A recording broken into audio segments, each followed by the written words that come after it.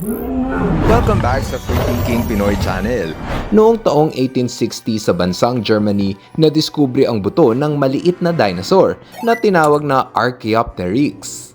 Ayon sa pagsusuri ng mga scientist, ang fossil daw na ito ay may edad na 150 milyong taon. Wow, sobrang tanda na nun. Panahon pa yun ng Jurassic period. Sa unang tingin, mukha lang itong ordinaryong dinosaur fossil. Ngunit kung susuriin ng mabuti, mapapansin mo na meron itong pakpak. Hala, bakit may pakpak? Di ba dinosaur yan at hindi naman ibon? May ibon na ba nung panahon ng dinosaur? Sa bansang China naman noong taong 2000, may nadiskubre ding fossil na tinawag na Microraptor. Naging mainit na paksa sa mundo ng paleontology ang Microraptor dahil meron din itong mga pakpak. Yung dalawa kasi nitong braso ay may marka ng mahahabang balahibo. Pati ang mga binti ay animoy meron ding pakpak. Kung buhay nga lang daw ang Microraptor, malamang ganito raw ang itsura nito. Dinosaur na mukhang ibon na may pakpak sa binti. Kumbaga, 1, 2, 3, 4 ang pakpak. Napaisip tuloy ang mga paleontologist, kung dinosaur ang mga Archaeopteryx at Microraptor, bakit daw ito merong balahibo gaya ng sa mga ibon? Meron bang hayop na kalahating dinosaur at kalahating ibon? Noon kasi akala natin na ang balat ng dinosaur ay kahawig sa balat ng butiki, ahas at buwaya.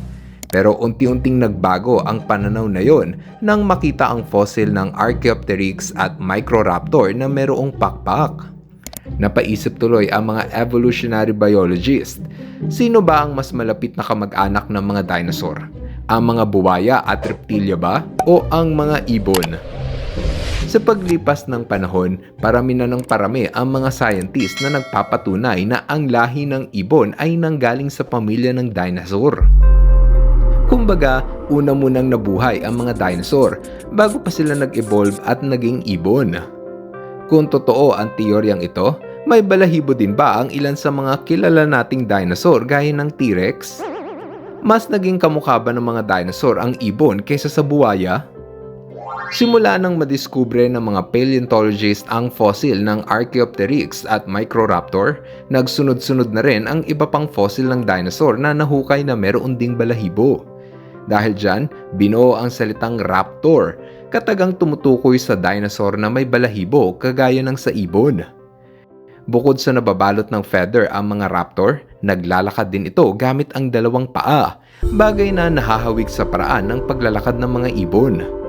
Ang mga raptor ay carnivore, ibig sabihin kumakain ito ng karne upang mabuhay.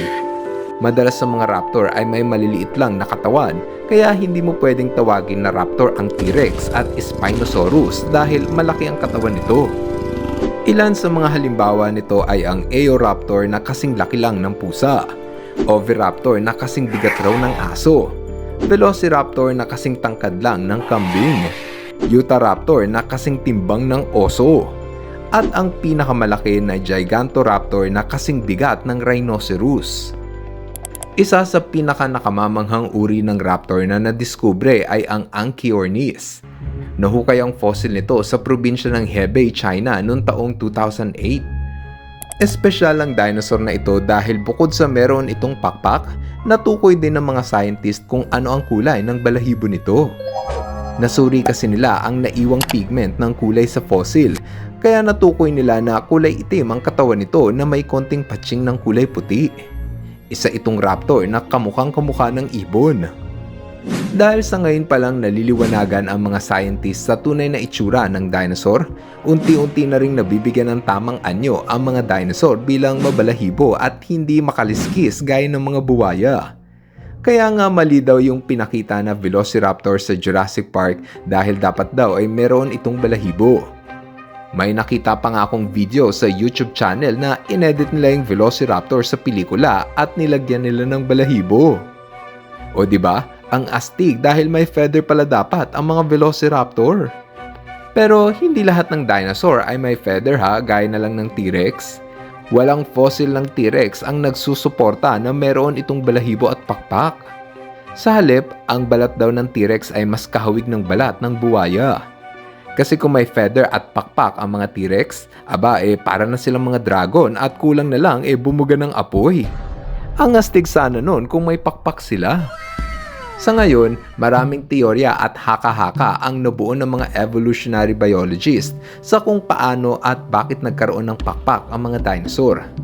Maaari daw na nagkaroon sila ng balahibo bilang proteksyon sa pabago-bagong panahon lalo na sa tuwing malamig. Ang feather kasi ay mabisang insulation na pampainit ng katawan. Minsan, ginagamit din ng balahibo bilang pang-akit sa kanilang nililigawan. Gaya ng lalaking raptor na ito na may makulay na pluma para makatawag pansin sa mga babae. Posible din naman na mabisa ang balahibo bilang camouflage. Kumbaga, ginagamit nila ang kulay ng kanilang balahibo para madali silang makapagtago. Pero sa lahat ng pakinabang ng balahibo, ang paglipad ang pinakamahalagang gamit nito para sa isang hayop. Natutunan kasi ng mga sinuunang raptors na mas madaling maglakbay kung lilipad na lang sila kaysa maglakad. Mas malayo agad yung mararating nila at hindi sila madaling mapapagod. Mas ligtas rin silang makakatawid sa himpapawid dahil hindi sila kayang abutin ng mga gutom na predator na nasa lupa.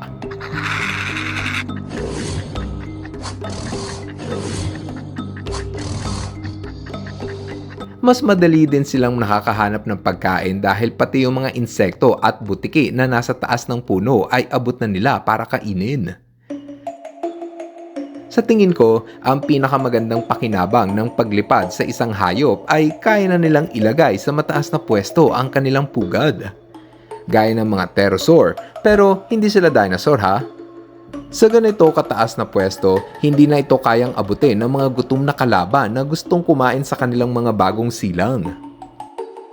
Maraming scientists ang nagkakasundo na ang mga ibon ay nagmula sa dinosaur.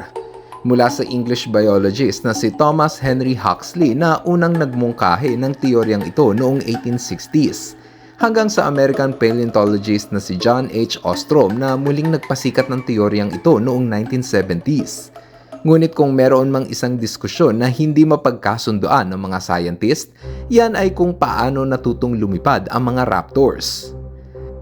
Ayon sa Chinese paleontologist na si Xu Xing, maaaring natuto itong lumipad sa paraan ng pagtalon-talon sa taas ng puno at nagpadausdos pababa ng kabilang puno.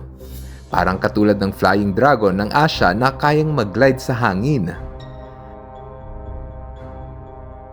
Pero para sa American paleontologist na si Jacques Gauthier, mas natuto raw lumipad ang mga raptor habang tumatakbo ito ng mabilis at pinapagaspas ang pakpak. Parang mga ibon na tatakbo muna habang nasa lupa at saka lang lilipad. Kung ikaw ang tatanungin, alin sa dalawang teorya ang mas paniniwalaan mo? Yung teorya na natutong lumipad ang mga raptor dahil nagpapadausdos sila sa mga puno? O yung teorya na natuto silang lumipad dahil tumatakbo sila ng mabilis na parang eroplano na handa ng lumipad? Kung ano man ang teorya na sa tingin mo ang totoo, paki-comment na lang sa ibaba ng video nang mabasa namin at ma-share mo sa amin ang inyong observation. At bago pa matapos ang video episode na to, dapat lang napindot mo na ang like button at saka yung subscribe button. Kung napindot nyo na, edi maraming salamat. Ngayon, andito na tayo sa ating shoutout portion. Hello kay Mark Sikenji Ventura. Hello rin kina Julio at Lucas. What's up kina Madel at Christian Manalaysay. Shoutout kina Cristel at Roldan Malyari. Renz JD Serrano. At advance happy birthday kay Clyde Nielsen Historillo. Maraming salamat sa inyong panonood na. See you guys on our next video. Bye-bye! Hello mga ka-FTP! Ako si Nomer at nagpapasalamat sa inyong panunood. Kung nagustuhan nyo ang video ito, subscribe na sa FTP channel. Don't forget to hit the subscribe button para updated ka sa mga bagong videos. Paalam!